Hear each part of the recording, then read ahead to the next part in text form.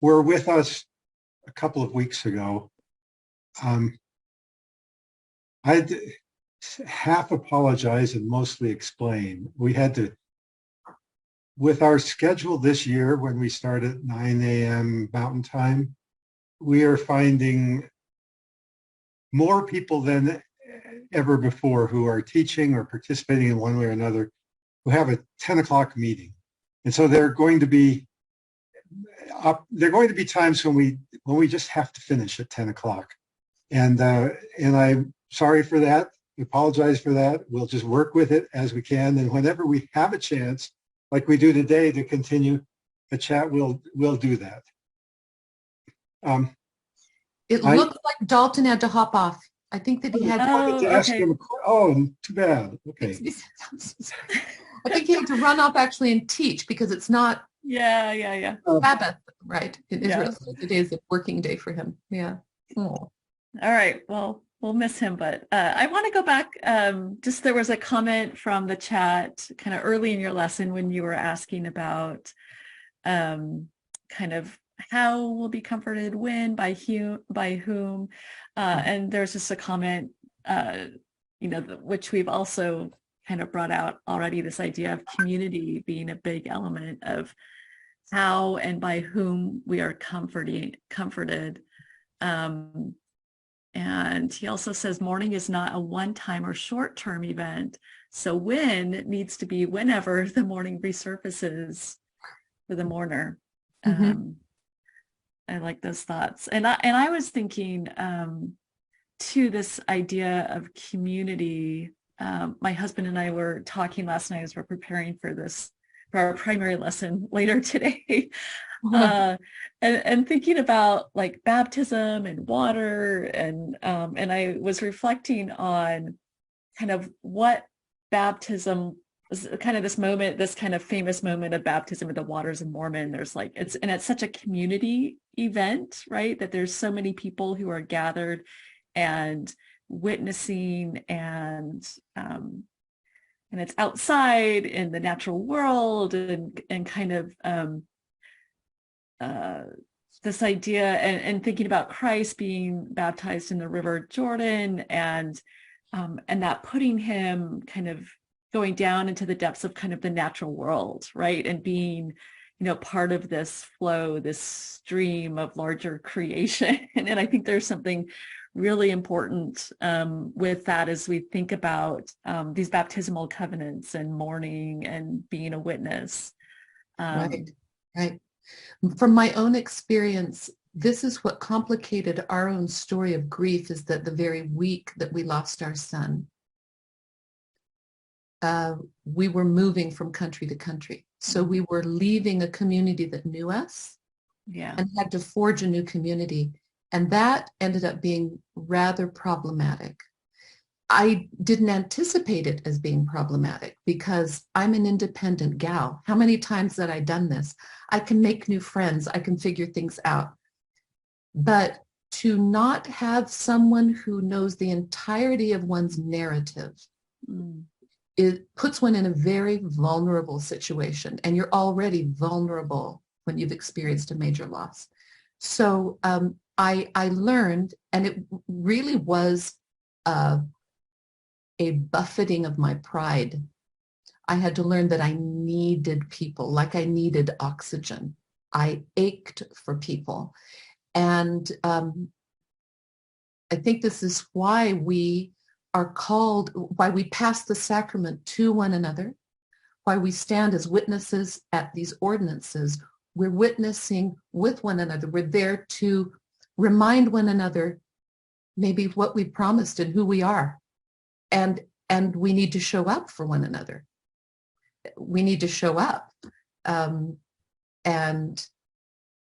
Again, get close to one another, get close to people that we otherwise wouldn't necessarily choose to get close to. That's one of the great things of, I think, the scaffolding of our religion, is that you don't just pick your favorite pastor and your favorite, congregants. You're thrown together and learn from one another. I could go on and on that, but yeah. the value of coming together, the come be one, the communion is a great charge, and it's a huge challenge. Huge challenge. Greatest blessing. I'd like to, I might tear up here. I might just relate to that comment that Rebecca read that got you talking about that challenge, Melissa. That comment's from my brother, whose wife died during the COVID period, and the idea of being together really had a hard time, hard edge to it. And so I stopped there, but the meaning of community and the meaning of being with in the mourning or in the weeping is took a turn, as you just described, Melissa, when your community is torn apart for whatever reason. Mm-hmm. There's something actively imagining the sorrow of someone else is a divinely inspired act, I think. I think the Spirit helps us to enter into the grief of other people. And so that might be a visiting church member ringing at the doorbell. The opportunities that are nascent in grief, as odd as that might sound, are life-altering. They're life-altering. I can only speak from my own experience of working so closely with refugees whose losses outnumber and outsize my one loss of my one child. And we discover things about our own humanity that is essential. There's something sacred that transpires between people when they're able to find that common ground of being reduced and what really is valuable for us. I don't know whether I'm making much sense about that, but I think immediately my experience is sitting with Afghans and Syrians and Iraqis and people from many countries throughout Africa who fled for different reasons. And now these incredible Ukrainian sisters and brothers that I've met, that we truly do bond on our broken edges, and there's something sacred that happens there. How vicious loss must feel for those who don't have love, who don't have a loving someone to stand with them. How utterly vicious. So yeah, and I think we've learned a lot about that during COVID, haven't we? How being isolated is not always the best thing for a long period of time. Melissa, I want to challenge you a little bit, or challenge. Okay, we'll take it that way. Do it. You've connected for us mourning and peacemaking out of the Beatitudes, and it's thought-provoking. It's wonderfully thought-provoking. But here's the push. It seems to me that they operate on a different time frame. That is, mourning with or weeping with. I like weeping with as a way to read that scripture. It seems to be right now. But when I go to peacemaking, as Dalton was talking about the Palestinian man murdering someone, if I think right now, I just want it to stop. But peacemaking seems, when you think about that 1936 quote, when you think about World War II, peacemaking feels like a multi-century project, mm-hmm. and so putting them side by side. They cause me to have those thoughts. But let me put that back. Okay, let me then reduce it. I'll distill it then. What happens when my Shiite and my Sunni refugee friends sit next to one another in a high school gym that's been refurbished to house 175 refugees. It's called an Erste Aufnahmeeinrichtung. It's like the first reception center. They're still wearing their flip-flops and their torn jeans from having walked from their native countries across the Middle East, and they've arrived in Germany. They're still wearing the same rubber flip-flops and the same torn jeans. And the Sunni and the Shiite are sitting next to one another in this same high school gym. And I'm teaching them German. And I'm stupid. I'm the privileged, blonde Western woman who's going to teach them German. But I'm noticing that they're repositioning themselves, because the Sunni and the Shiite wouldn't otherwise be sitting next to one another, right? There are centuries of tension and violence between those two groups. It's when that one man and that one man are forced to sit in proximity with one another, and they are sharing the same loss. The Shiiteness and the Sunniness somehow they sort of get burned off. They are less important. It's not that they aren't important, but they recognize that they are both fragile, powerless, and they need one another. So the connection that I see is that the global peacemaking that you're talking about, this political peacemaking that might take centuries, and it might not ever see its resolution during the life of this earth, that will not happen until these two men are sitting next to a bench, next to one another, and they're mourning their losses together. They're mourning their losses together. And they see that we are really not so different from one another. We share a common humanity. We share a common fate.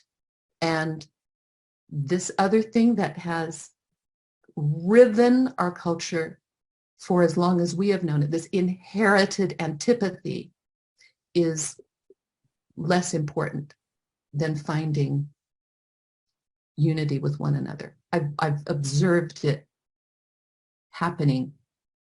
So I don't know whether that answers your question completely. I tend to answer simple questions with novels, but let me add one more point. Mourning, and your brother will attest to this, mourning is also protracted. I still mourn, years later, I still mourn the death of my son. It will come like a wave that knocks me flat out of nowhere sometimes. So conventional comfort always, always dies out before the mourning does. The mourning, Anna Quindlen, wonderful American essayist, said, it's loss that we aren't prepared for. The grief, the mourning might be, we might think that it's a short-term, one-off experience, but the loss, this absence, goes on forever. And so our attempt to get close to someone else's heartbreak and stand witness to it and be patient with it has to extend infinitely. So I just reflect back. What you brought to my mind by bringing these two together, the mourning and the peacemaking, is that they call from me the same kind of feelings, the same kind of motivation, the same kind of thoughts. And then what I'm pushing back to you, and you've just beautifully answered, is that when we then exercise on that desire to mourn with those that mourn, to make peace, that it requires some thoughtful, intelligent application. Some of it is right now. Some of it is 7 years from now. I'm thinking of some losses that I can relate back 7 years that just kind of came to mind. And some of it is, what will my grandchildren be able to do? I mean, all of those time frames are relevant, but it's calling from me the same kind of desire, and that's why I love you putting them together. And then I'm coming back with, and you are replying with, the the smarts about it, the intelligence about how and when you act. Mm-hmm. And sometimes I appreciate what you've said. Yeah, being thoughtful. Sometimes our thoughtfulness and sometimes our intelligence can act as a, sometimes, I'm not accusing anybody of this, but I've observed it happening. Sometimes we want to make the most thoughtful response and we want to give the most intelligent response to someone else's loss, grief, the heaving, the ranting, the railing, the heaving, whatever it is. And sometimes it will stop us short of just spluttering and bumbling our way through and saying, I think I'm a pretty smart person, but I don't have the vocabulary to respond to this. I don't have anything clever to offer. I want to be thoughtful, but actually I'm just speechless. I remember, actually it's someone who reminds me so much of you, Chris, just one of our dearest friends, brilliant doctor, brilliant physician. I saw him at our son's funeral over by a tree by himself. He looked a lot like you two, kind of rough-hewn and these bright, intense eyes. And he broke into a sob. He could hardly speak, but he broke into the sob. And that for me was so comforting because I recognized he can't find words and neither can I. There's going to be no sufficient intellectual answer for this. But the fact that he feels it, and I know that you're that kind of person, it's one of the things that I really enjoy about you. The fact that he feels it and that he's willing to expose that feeling is incredibly powerful to me. And then on top of it, he did this wonderful thing. He erected a memorial at the site of the accident. So he did do something that was active, concrete, thoughtful. No one else had thought of it. But he also was stripped raw of any other intellectual defenses. Do you understand what I'm saying with that? Yeah. And I relate that to the what I in my own mind, to weeping with those that mourn. That is the weeping, the grief that doesn't have words and doesn't mean I'm supposed to fix it or answer or tell you what to do. Just weeping, just feeling and sitting. Rebecca, I know you had something to say there. Randall coming in with these beautiful comments, and I wondered, should we just bring him up so he can talk? I have a spouse. He's on the other side of the earth, but if he's there, speak. Yeah, well, Chris, you have the power. Let's bring him on. I have to figure that out. Randall, raise your here. Allowed to talk. There we go. Yeah.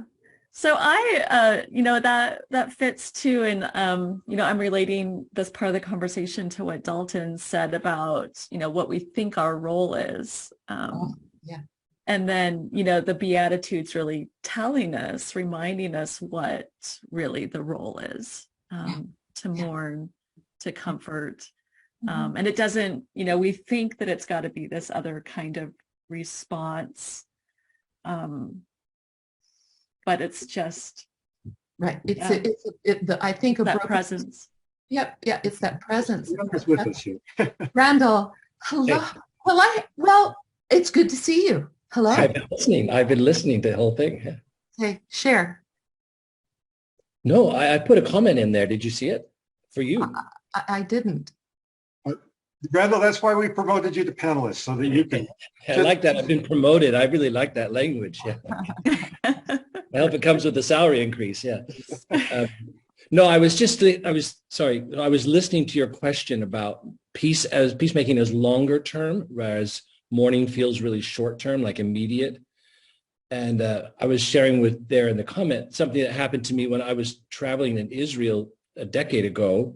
And the night before I was going to go on a day trip with a guide, an Israeli guide. there was another horrible attack, a really horrible attack, and a family was murdered. And I asked my guide the next morning, I asked him a question. I was thinking of this line from The Spirit of God, like a fire is burning, where it says, the lion and the lamb will lie down together. So I asked him this question. I said, can you imagine, Gilles, the day when the lion and the lamb will lie down together in Israel? And he thought for a minute and kind of stroked his chin. And then he said to me, I do, I can see it. And then he slammed his fist on the table and said, but we will be the lion. And I was thinking about this notion of, yeah, peace, but only if we are in charge, or only if we have the upper hand. And I think that peacemaking, even longer term, probably starts way deep in the heart about, in terms of what you want. What is the outcome that you're looking for? That wonderful line that we hear in the temple, what is wanted? And I think, so that's one of the things that guided Melissa and I think me in terms of our own peacemaking and our own mourning, was trying to understand the outcome that somebody needs. Like you said it, Melissa, a minute ago, you said show up, but what was it? You said one person said, yeah, someone once said, just show up, but shut up.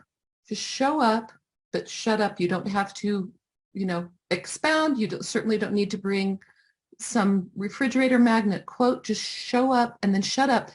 Primarily, I would add, to listen, because we have so much to learn from those who are mourning. They are experiencing things that are at the very bottom of the human experience. They're being carved deeper than those who don't experience great loss. So as one of, again, William Sloane Coffin, one of our favorite preachers, says, he says, we aren't naturally profound. We have to be forced down. And that's what happens with people who, not that I'm claiming to be profound, but I do recognize that my basement, I got a double or a triple basement of feeling from this experience. So we can learn things, I think, from one another just by listening to those who are in the throes of grief. I'd like to add a little bit. I'm kind of on the opposite spectrum of you, Melissa and Randall. I lost my dad when I was a young adult. And sorry. No, it's okay. I don't cry a lot about it, but it's tender still. Sure. But I think one of the lessons that I learned, I have my most vivid memory from his funeral was not knowing how I was supposed to act. And I felt like there was some expectation of how I was supposed to be acting or feeling, or the emotions I was supposed to be showing, and I was at a complete loss, and I felt so exposed. But something that I've learned since then is that there's not a right way to grieve, and that something that we can do as witnesses is allow people the space to grieve in their own way and in their own time. Mm-hmm. But conversely, being with friends who have had other traumatic losses, I've also learned that there's not always a right way to witness either.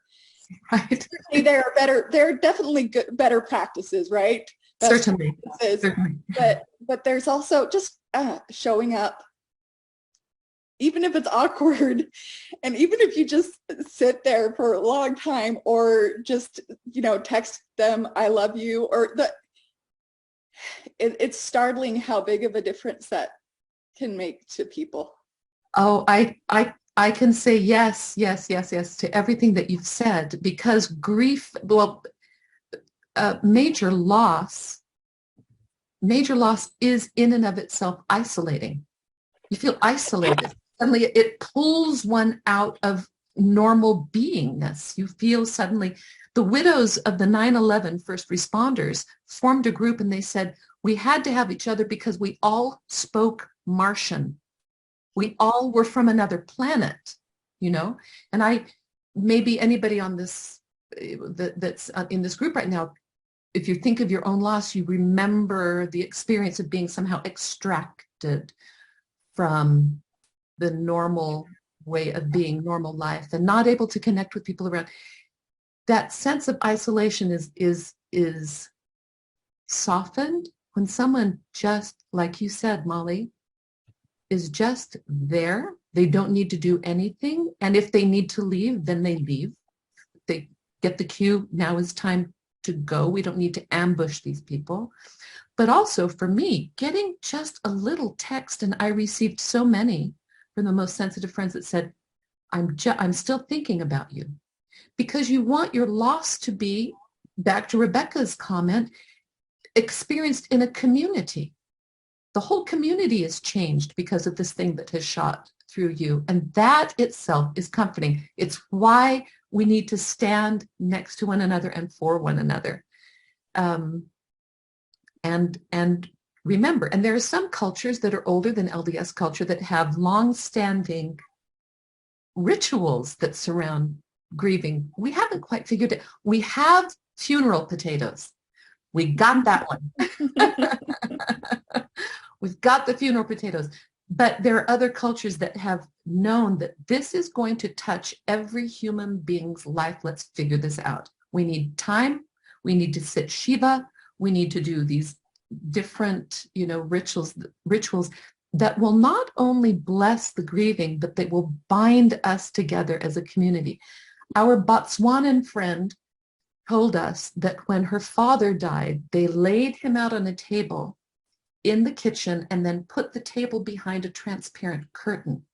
And then for a week, the neighboring villagers came and walked through the house. And what did they do? Why did they come? What purpose did they serve? They were there to witness that this life had been of value to, that they knew this life, that he was part of their story. And they went to the widow and they asked the widow to recount the story of his death, so that the story of the death became part of their own narrative. And she had shared it and processed it then. How many times? Dozens and dozens of people hearing that story. So there are other cultures that might understand how to do it a little bit better than we do, but we're learning.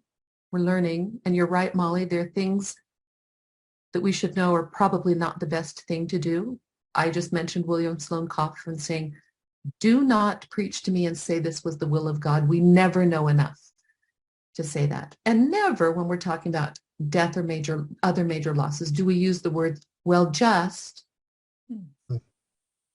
right? It's a minimizing word. Melissa, you mentioned sitting Shiva, and Linda, there's a couple of comments actually referring to that. I had a very simple learning when a law firm partner, a good friend of mine, died, and the family was Jewish, and they were sitting Shiva for 7 days, and I visited, and in that, when you're visiting, not the family, but when you're visiting, that's an hour or two. An hour is sort of the polite amount of time, but an hour made me realize just that every memorial service, every funeral, every sort of, somebody died kind of scene I had been to in a different context, I was looking for the one line. Now I'm going to greet the person, the surviving spouse, the brother, whoever it is, and I'm looking for the one nice line to say. But when it's an hour, you can't do one line. You have to tell stories, you have to listen, you have to, just that one simple shift from I'm looking for the one right sentence to I am here, just here. I'm just here to be with you. That shift from one sentence to an hour made a big difference. Powerful. Yeah. It's again, the opposite. There's the grief, and then there are the spectators, or there are the people who stand as spectators, and then there are the grieving, and those who stand as witnesses. Witness, the word witness comes from the Old English vit, to know. You know the stories. You know what's going on. if you're standing as a witness for God, you're trying to stand in, I suppose, as that compassionate presence, as Christ himself would be. But it's about the other person. It's not reflective. It's not about how am I going to say the right thing. It's what can I learn from this situation? How can I be of support for the grieving person? Major difference. Yeah. Am I, as Dalton says, learning, is my focus on learning the language of the people affected rather than coming in from the outside with something that I'm going to bestow, right? Yes, that is a marked difference, and it's a beautiful analogy that he's made, to learn the language. And sometimes the language, the best, Randall would concur with this, sometimes the best language of loss is silence. Sometimes it's silence, not avoiding silence, but just a silence of reverence. And this thing is too big for the pedestrian symbols of language. This is too big, but I'm going to be here. I remember the first time we went back to our home before this major loss. We went back to our home in Paris, and the members of that little ward in the center of Paris, I'll just mention them, John and Renee Hall, had set up just a gathering in their apartment, and our dear friends were there, including, it occurs to me, our then stake president, who's now the presiding bishop, dear friend Gérald Cosset. We stood in silence. We stood in silence, mostly in this apartment. There wasn't a lot of talking that was going on, and I remember one beautiful Frenchman in particular, David Atenour. I was sitting on a sofa, and he came and just knelt in front of me and put his hand on my knee and looked into my eyes as if to say, this is impossible, what has happened. It's been 15 years since that moment. I will remember that moment until the end of my life. This person kneeling in front of me, putting his hand on my knee and looking stunned, bewildered, heartbroken. Heartbroken. It required no language whatsoever, but he was with me completely in my shock and pain. We can do that. I imagine Christ did much of that. It wouldn't have made good script. In the New Testament, Christ kneels and is silent. Christ kneels and is silent. Christ is a silent presence, but I imagine that he did very much standing in silence with those who were in a realm beyond language. Can I mention one thing, Melissa? Because, Chris would said something, this is a hard thing, I think, to talk about, but sometimes mourners, because mourners don't know exactly how to talk about things either. And sometimes mourners shut out would-be comforters because they don't want to talk, or they don't know how to talk about their own grief. And so sometimes there's things mourners can do that invite a discussion, especially if you're going to sit there for an hour, as you just said. It's hard to sit for an hour in silence. And so sometimes a mourner can open the door for that. I remember, Melissa knows this story, but when we had moved to Paris, from Paris to Munich 2 weeks before the accident. So we landed in a community that we didn't know at all. We didn't know anybody. And so we were really lonely. And I avoided every business dinner I could for a reasonable length of time, until after about 2 or 3 months, it became really difficult for me to not go to anything. So I decided to go to one, and it was in this Gaststeig, this big lodge where all the waiters are dressed in lederhosen, and they're singing Papa. It's in kind of an Oktoberfest atmosphere, the last place on earth that I wanted to be. And so I sat at this table, and I was very silent. And then I looked across the table at one of my colleagues who was the head of a manufacturing site for us, a woman named Linda also. And she said to me, so Randall, she kind of hesitated and I said, have you moved to Munich? And I knew that she knew that I had. And so I said, yes. And then she said, oh, how about your family? Did they move? And I knew that she knew they had. And I just said, yes, that they're here with me in Munich. And then she paused. And then it was something I'll never forget. Her face, her eyes reddened, and she looked at me and she said, I'm trying to ask you about Parker, but I don't know how to do that. Can you help me? And then it was like, I couldn't hear anyone else in the room. All I could hear was Linda.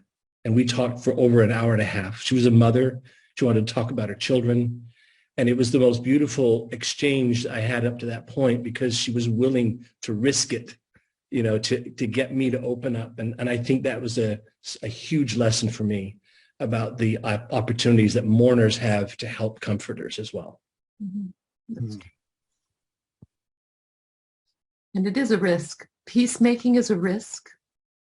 Coming close to somebody who is behaving in an unseemly way, like Randall and Melissa, who would weep through every sacrament hymn on the back row.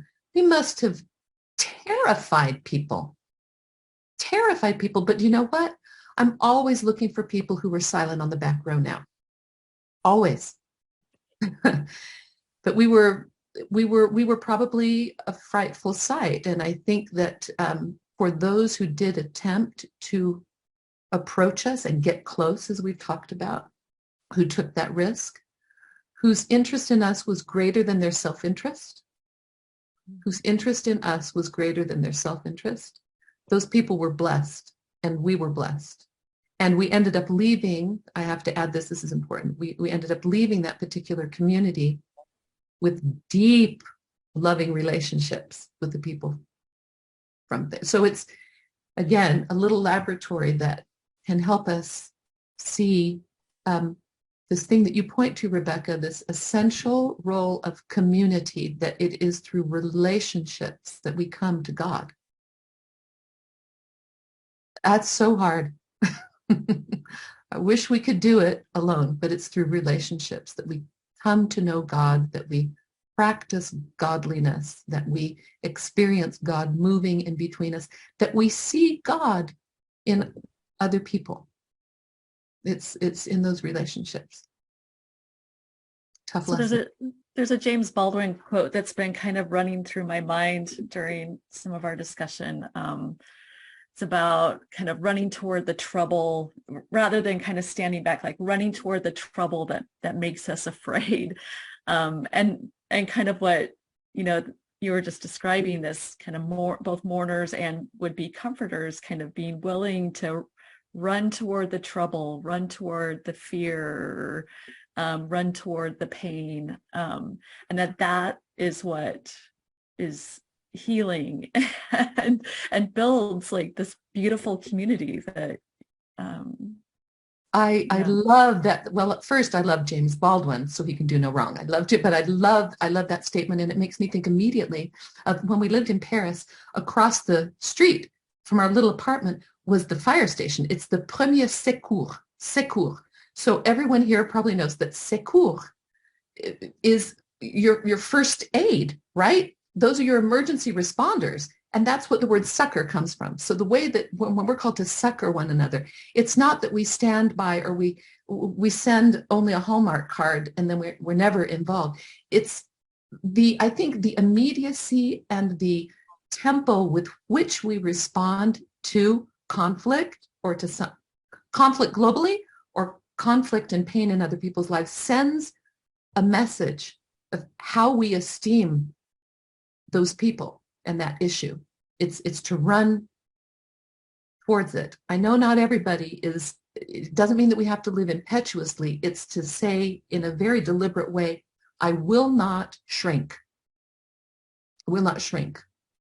Maybe I won't exactly run. Maybe the Bradfords are so scary that I'll inch towards them, but I will engage. I will engage. And there are tremendous spiritual rewards that come with that for everyone involved. For everyone involved. Well, I'll let Chris hold forth as long as as you all want to. My computer's about to die and I've got to go teach that primary lesson. But thank you so much, Melissa. Love primary, love primary. And I'll hope to see you at that BYU event in March too. BYU event, March 17th and 18th. Yeah. Okay. Bye, Rebecca. I think Melissa, you just gave us a wonderful kind of closing community comment. I'm going to, so let's thank you. Thank you so much. And if you want to continue, that's fine. But I think I think we should end on what you we should. I think just said. Yeah, that was great. Good gong. Thank you so very much. Thank you so very much for letting us share some of our and witness